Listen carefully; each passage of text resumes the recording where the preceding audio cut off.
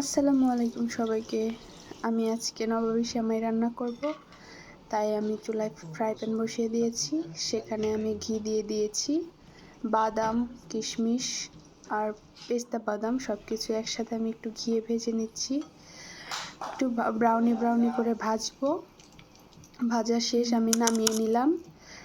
তো নামানো হয়ে গেলে আমি আবারও ফ্রাই প্যান বসিয়ে দিব কড়াইতে। সেখানে আমার যতটুকু তেল ছিল, মানে ঘি ছিল, সেটুকু ঢেলে দিলাম।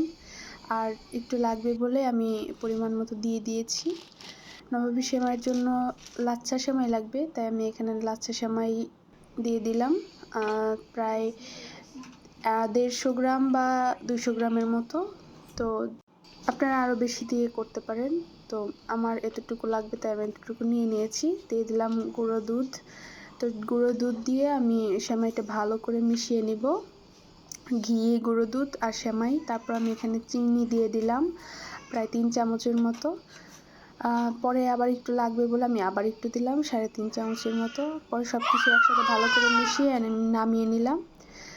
তো আমি নামিয়ে নিয়েছি। নামানো হয়ে গেলে আমি দুধ গরম করে নিয়েছিলাম আগেই। সেখানে আমি প্রায় 3.5 কাপের হাফ কাপের মতো আমি দুধ দিয়ে দিলাম। তারপরে হচ্ছে ডানো ক্রিম দিয়ে দিলাম। তারপর হচ্ছে সব কিছু একসাথে আমি ভালো করে একটু মিশিয়ে নিলাম। এখানে আমি কাস্টার্ড পাউডার দিয়েছি। জি বলো। সব কিছু দেওয়া হয়ে গেলে আমি মিশিয়ে নিলাম হ্যান্ড বিটার দিয়ে। তো মেশানো মানে ভালো করেই মেশাতে হবে। অনেকক্ষণ সময় নিয়ে মেশাবেন, যেন কোনো একটু গুঁড়ো না থাকে। তো মেশানো হয়ে গেলে আমি এখনও চুলোর জাল কিন্তু দেইনি, চুলো অনই করিনি।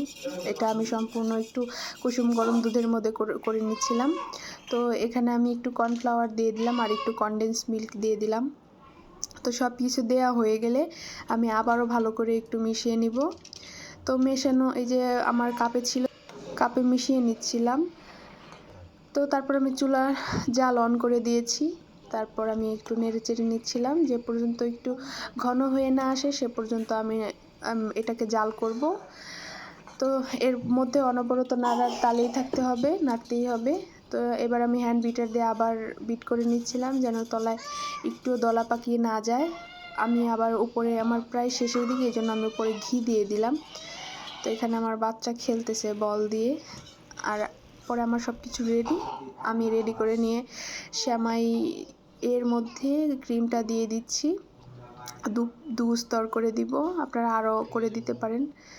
তো এখানে আমি সেমাইটা আগে এক স্তর দিয়ে তারপর ক্রিম দিয়ে দিয়েছি, তার উপরে আবার আমি সেমাই দিয়ে দিয়েছি। সেমাইটা দিয়ে এটা গরম ছিল, তো আপনারা 1-1.5 ঘন্টার মতো এটাকে ঠান্ডা করে ফ্রিজে রাখতে পারেন। না রাখলেও চলবে, বাহিরে রেখেও করতে পারেন। তো এটা ভালো করে করতে হবে, একটু হাতে সময় নিয়ে। এটাকে ঝামেলা মনে হয়, ফার্স্টে ভেবেছিলাম হয়তো পারবো না, কিন্তু পেরেছি।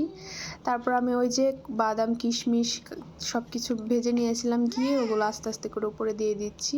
আপনারা চাইলে আরও কিছু দিতে পারেন, অ্যাড করতে পারেন। আমার এগুলোই পছন্দ, তাই আমি এগুলোই দিয়েছি। তো আমার সেমাই রেডি, ফ্রিজে রেখেছিলাম। এই যে তাকে খেতে দিয়েছি, আমিও খেয়ে নিয়েছি। তো আপনারা একদিন ট্রাই করে জানাবেন আমার ভিডিওটি কেমন লাগলো, আপনারা সবাই জানাবেন। আসসালামু আলাইকুম।